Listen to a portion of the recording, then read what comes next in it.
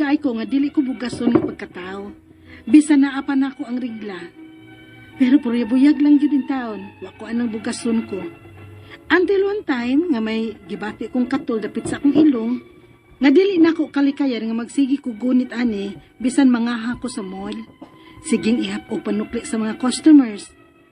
Bugas gyud siya, o akong gikurit o gipusa. Onya, ala, uy, nihubag naman hinuon ako now. Nihubag na gyud siya. Hala, uy, di ko kadyuti, ani. Tawagan ako si Mian.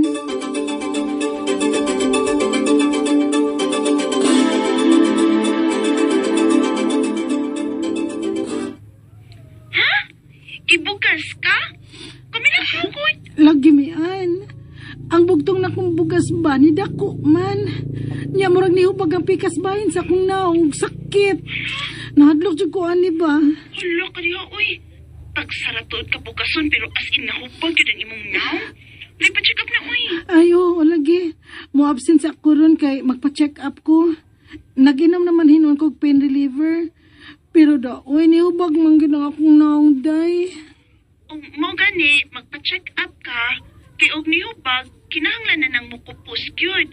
Magneed na og antibiotic day. Amping taon, uy, kay dakoy nadunggan anak ba, nga gikurot lang niya ang simple nga bugas, pero namatay, uy. Ha?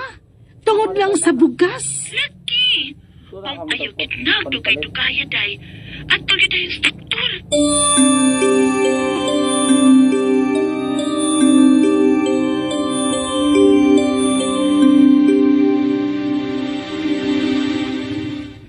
Delikado ni kay naani sa danger triangle of the face.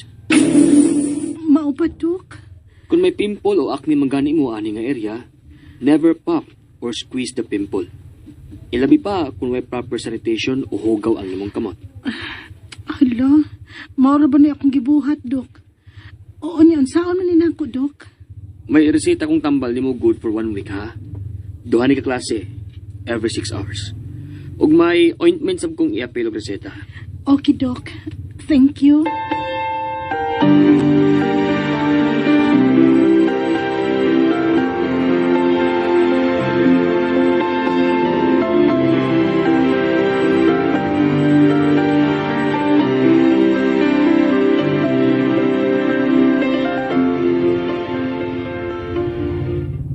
Pauli diris ato kay tambalan ta ka. Pero ma, ang akong trabaho diri sa syudad taon. Ug unsa man sa itambal nimo nako nga naa sa probinsya? Ay so, sayon ra kay na nakoy. Buwak ra gyud nas ang tuwa nga ay dukdukon og ipapilit sa hubag nimo. Unsa?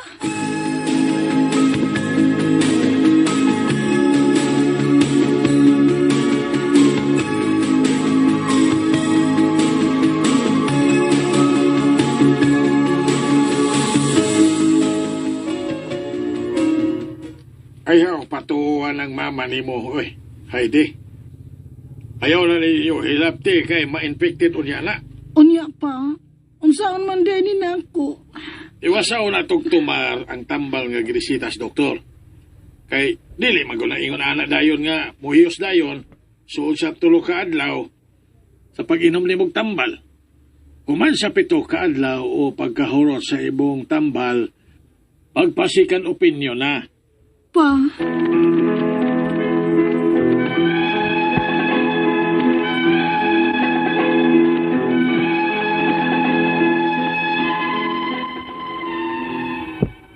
Pero natambalan gyud ko ni mama og binisaya.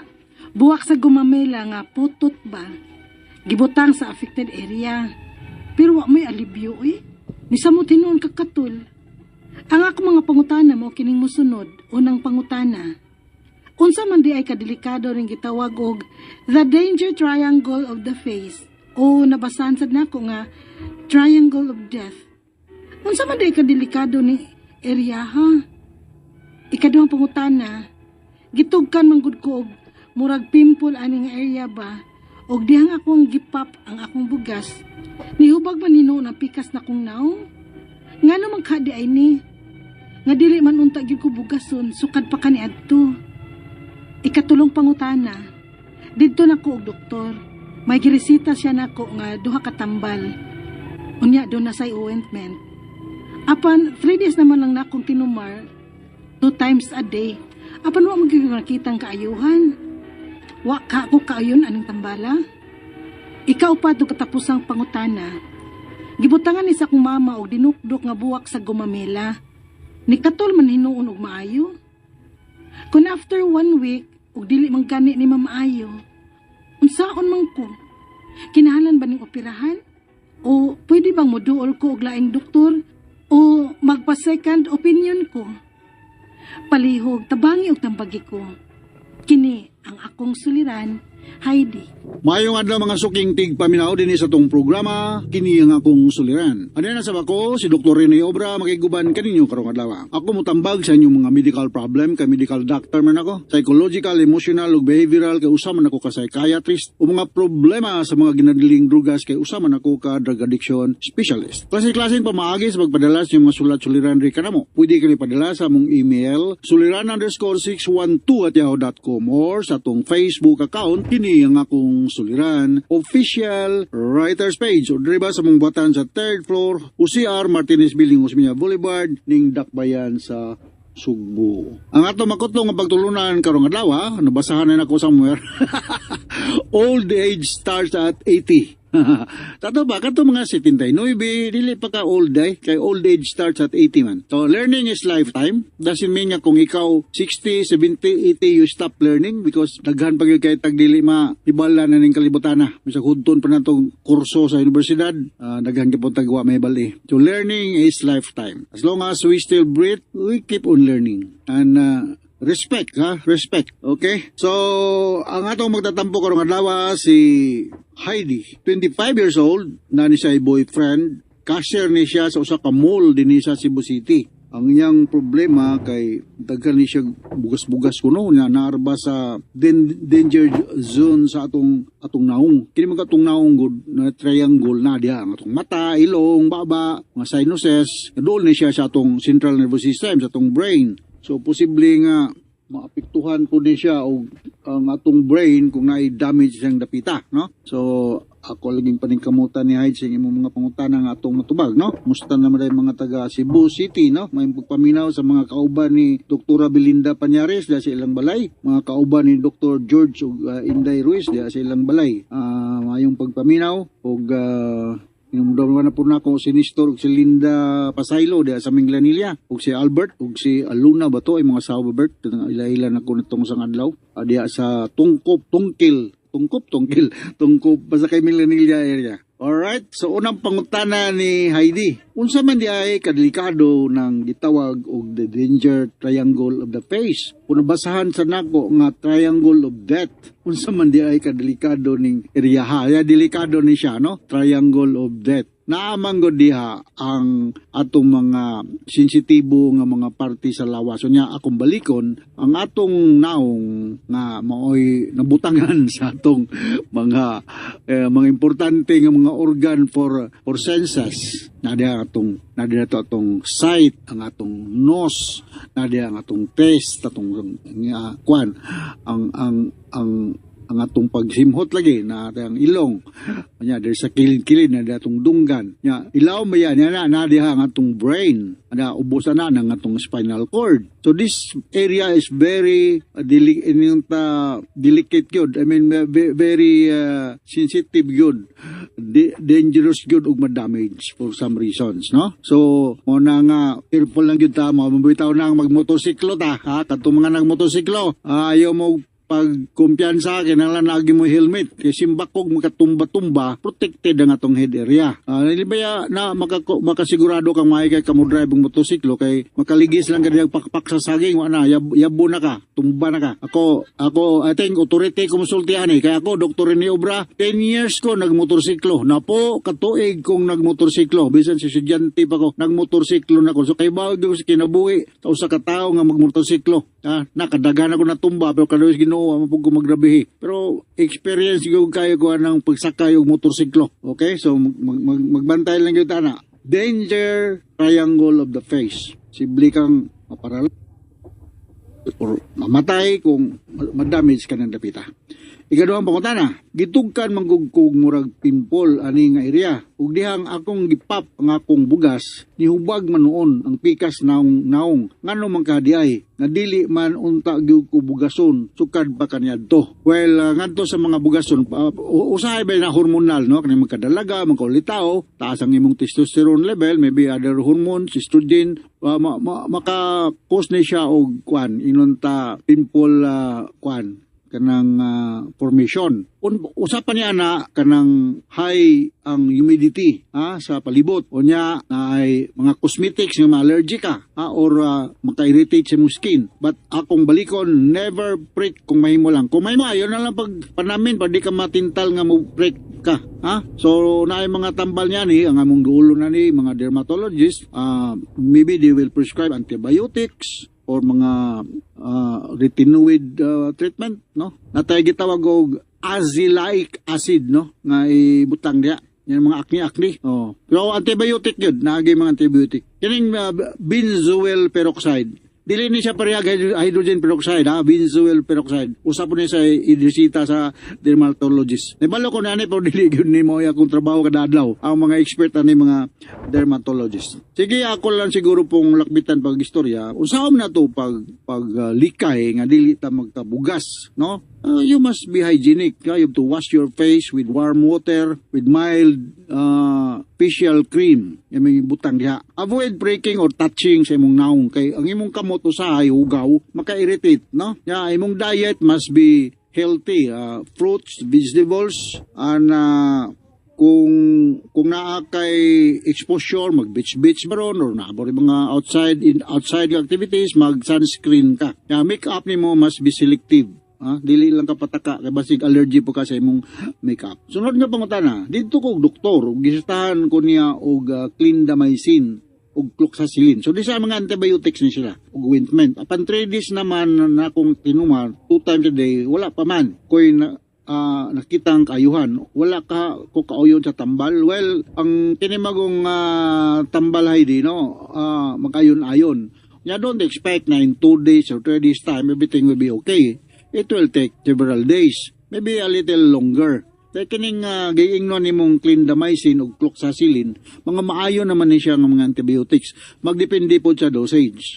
Ingon man nimong doktor nga 2 times a day, so tumana lang sa lagi mong doktor. Ayaw pagtuo nga after 2 days, mukuyos na dayon. Remember nga, kinalang kag hygienic ka. Limpyo do ka, o niya, avoid pricking, avoid touching, kay ma-irritate, the more nga makaproblema. Ikaupat nga pangutana, dibutang sa akong mama o dinukdok nga buwak sa gumamila. Nakartol man hinoon ug maayo. Kung after a week ug dili man gani na maayo unsaon man ko nga operahan ba ni o di ba muduol ko og mga sikan opinion. Yes, muduol kag sikan opinion, no? Basta to ning inyong ID sa kuan mo no.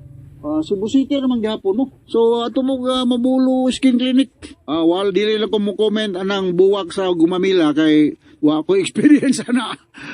So naarba po yung mga pollens o na po yung mga irritants na hinoon nga maka-add-on sa problema. So careful lang taan yung mga allergens sa mga dust or whatever nga maka-aggravate sa kondisyon. Ang kung mangatol ka diha, uban ako mga pasyente kung nang mangatol ng gigayo ng kuan ilang naong ako usay tagaan ako antihistaminic pagkuha sa katol-katol. Sa katulong higayon balikon ako, please avoid pricking. Kay mga lungag na diha, no, mura na nadag kanang dalan nga wa may espalto. So, dool nga to sa Mabolo Skin Clinic, hinalang gi-refer mamedok sa taga DYSP, hinalang gi-refer medok ni Dr. Rene Obrang. Uban diha mga intern diha, mga estudyante na nako. Dili tanan ang uban. Obra maestro ba ako, classroom teacher ko. So, nakaila po na ako. Dili tanan nakaila. Sa pag-eskwelahan wa man. Okay, so, inaw ta kasabot ka sa kung gi-speaker ni mo Heidi. Sa ikaupat nga gayon, please don't prick. Ayaw na lang pagpanamin kay para di ka matintal pagkirot anang imong bugas diyang naarbay daghan ng suod na tambok-tambok. Naka-experience ko na kasi una ako gibugas ako natong teenager pa ko. Okay, so hinaut natay nakutlong nga pagtulunan karon. And ayan guys, nadungga nato no ang laing episode karong adlaw dili sa kini akong suliran. Sulat-suliran ni Heidi. nga curious kayo sa iyahang bugas guys no. Kung saon nga flawless skin magud ni siya guys, ganin naibog ang iyang friend niya kay hamis kuno kay siya naong. Pero karon guys gibugas na siya, bugtong bugas ra siya no. Og nagbisag bugtong ra siya pero di basta-basta kay naamang gud nabutang sa danger triangle of fish nga pwede kunong ikapahamak sa iya. So sa sinugdanan atong nadunggan guys nung mula gito naibog ang ihang friend no sa iyang naong tungod kay hamis daw kuno kaayo ug gani na sina siya no.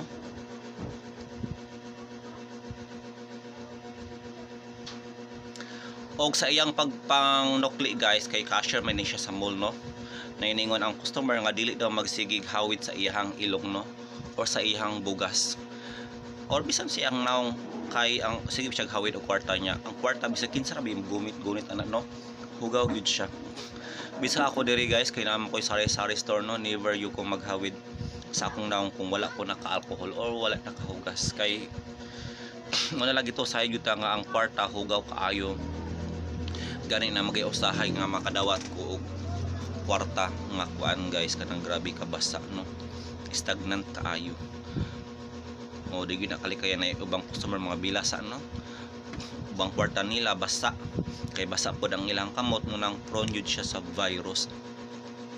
Og nagtuo ko guys no nga dito gyud nagsugod ang ihang bugas-bugas nga bugtong bugas no dito sa kwarta nga iyang nakuha guys ang mga virus o mga bakterya nga na-form noon sa ihang naong. Gani nagsugod siya pagpangatol no. Og pinaka worst kay iya magong gipusa. Kamo guys silig ba mo magpusa og bugas? Ako never gyud ko guys. Mukha ako bugas pero kanang patay na gani ugan na which is gitawag na nato no og whiteheads. O hili ko manguha ana guys pero kung bugas buhi pa gani niya puson. Delikado oy. Og mahimo gyud siyang ma-infected no sa macarons sa kang Heidi. Na-infected na gyud ang iyang bugas guys. Pero matod pa sa iyang mama nga simple ra mo kuno na kayo eh. Tambalan ra kuno niya og bulak sa Antungawa. You know karon pa ko nakadungog aning bulak guys nga Antungawa. Mao pala ni ang putot no sa Gumamela. Pero matod pa ni doktor nga wala siya medical nga kuano research about aning bulak guys sa Gumamela nga tambal daw siya sa bugas-bugas dili siya magsulti no kay dili man pud siya herbal. Akana na pa yung mga doktor no nga espesyalista sa nga tanom no. Isip medicine pero lahi man ang iyang linya mo nang wala siya ni comment no. Kamu guys nakatry na ba mo nga ang bulak sa Gumamela ang iyang putot or gingalan og Antungawa tambal sa bugas-bugas? No, instead ni samot naman noon kay nabay siya mga pollen grains tawagan na katol no. Ni samot siya. Pero ginan siya sa iyang papang ipatumar yun no. Ipaharot ag tumar ang ingon sa doktor nga 1 week. Di man yun mayo po doy nga puton-puton ang pagtumar sa tambal guys kay matod pa nila. Matod pa si doktor kung undang-undangan ko no. Mas mangisog ko no ang paano na dili nun siya maulian. So ipatiwas yun siya og tambal. Kung 1 week is 1 week yun pero dili po pasubraan no kay madaot po ang atong mga internal organs. Og matod pa ni doktor guys sama sa atong nadunggan ang danger triangle of fish. Diha daw nahimutang no ang atong face, nose, sight, ears, pandungog no ug ubos ana ang utok, spinal cord. So delikado siya no. So kabalo na taw kung asa rapit guys kay danger triangle of fish man. So speaking of triangle, di ba kabalo na taw sa porma na guys. So kung dire ra mo rapit ang bugas, safe na safe siya no kung sa naong lang dinha or sa ay apil man siya sa triangle. Kay diha magud kuno nabutang ang utok no. Unang delikado yun kaayo siya guys. Okay, hope no nga naliwanagan si Heidi ato guys no, sa mga tambag ni doktor o kung kamo pod usab kung ay mga susamang problema no pareha niya natagaan pod no og kasulbaran ang atong mga problema kung galing doon na kita susamang problema pareha kang Heidi, which is very common man na siya no, bugas-bugas guys, very common yun na kayo sa mga teenager. Ako ganay sa pag teenager na ako guys dahang kog bugas-bugas di lang kay bugas sa pa up Pero so far, wala naman. Kay adolescent naman ta. Adult naman. So I think that's all for today. Kaya magsugod na po ang drama nga handumanan. Thank you so much, RMN. More power and subscribe, like, and share.